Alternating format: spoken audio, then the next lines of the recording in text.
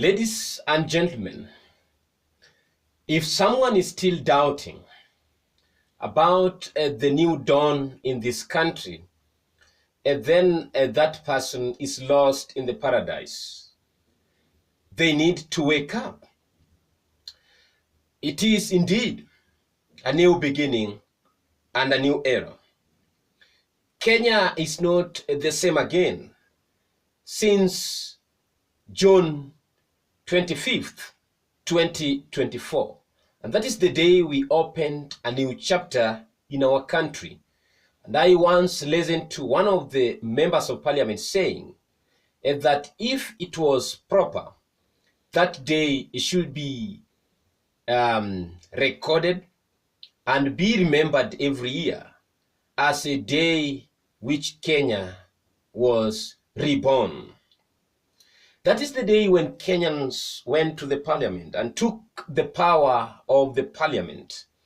And as we speak now, there is nothing that Kenyans can trust the parliament to do on their behalf. No business the parliament will ever transact if things remain the way it is that Kenyans will believe. That day, because it is the House of Representatives, Kenyans went direct to exercise and to take the power from their representatives. Simply because instead of these members of parliament doing the biddings of the people who elected them, who the constitution clearly states that power belongs to them, the parliamentarians in their own wisdom decided to do the biddings of their masters and the highest bidder. This one make them face the wrath of the people, more so the young generation. So right now we don't have parliament. We have parliament by name, parliament which is castrated, parliament that cannot do anything on behalf of the people, because the people has gone there to take their power. It was a turn that the people were now going to take the power of the executive. And that is when the government led by the President of the Republic of Kenya, William Samoei Ruto, realized that it is more serious, it is more dangerous, it is real.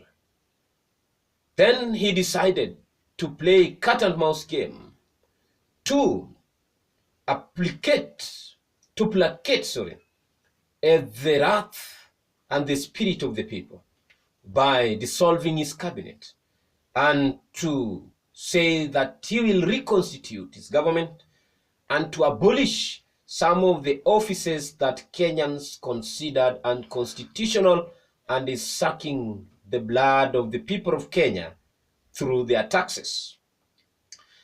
He tried, but there are still more to be done.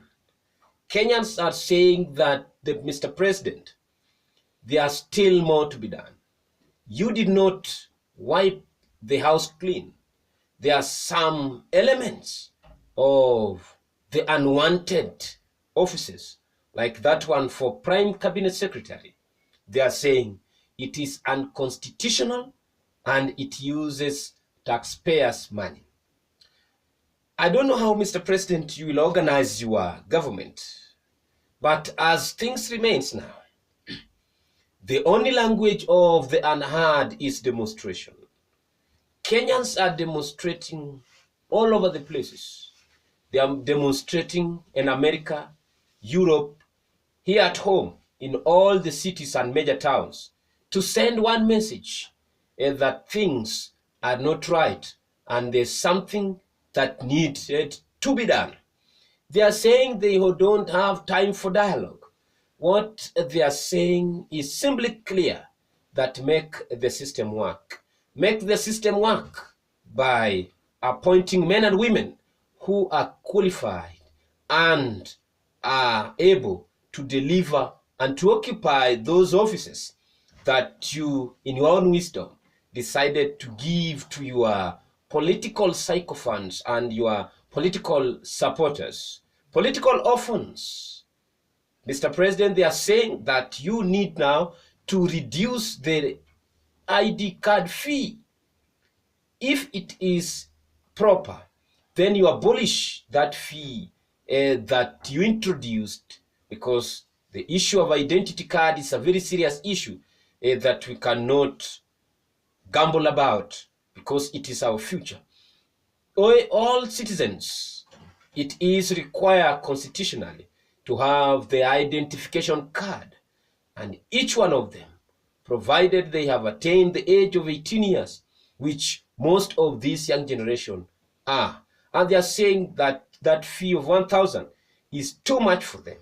And if given a chance, or if you are not very careful, next week, these are some of the things they will come again on the street to push you to do. Because when you came to the office, you overdid, you overdo, you went overboard to introduce some of the things that were oppressive to Kenyans, but they didn't have the opportunity to express themselves.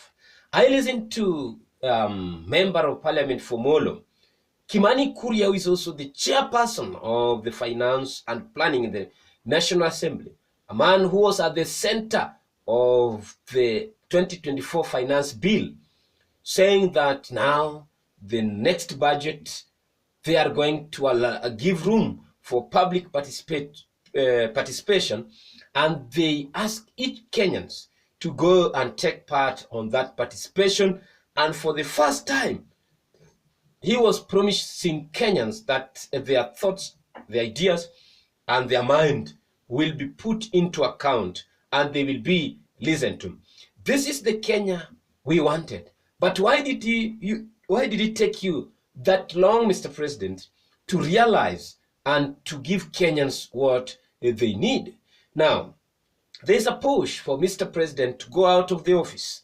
I don't know how it will go with you, Mr. President, but the situation is that you need to go and you need to leave the office. So, ladies and gentlemen, it has come a time when all sectors, the only language that they can speak to the government is to demonstrate.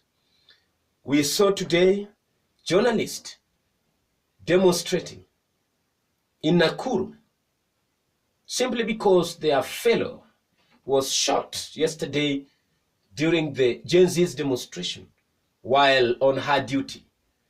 They spoke to police. They say that even at the middle of all these sad situation, some police officers were still threatening them. That is not the country we want. I saw a senior journalist saying that he was abducted by the police, who refused to introduce themselves.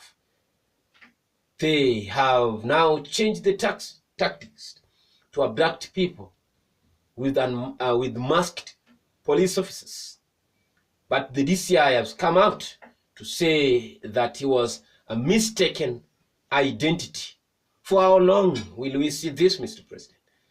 Even after the resignation of the IG of the police, Koome, the same system is still at work. We thought that after Kinoti and Mutiambai left the office, there would be some changes. But it seems that the system is one and the same, that whoever comes into the office must be initiated to the same system to carry on with the good work that the dark forces has been doing in this country. We pray that there will be a new country free from these fear, threats, and abduction.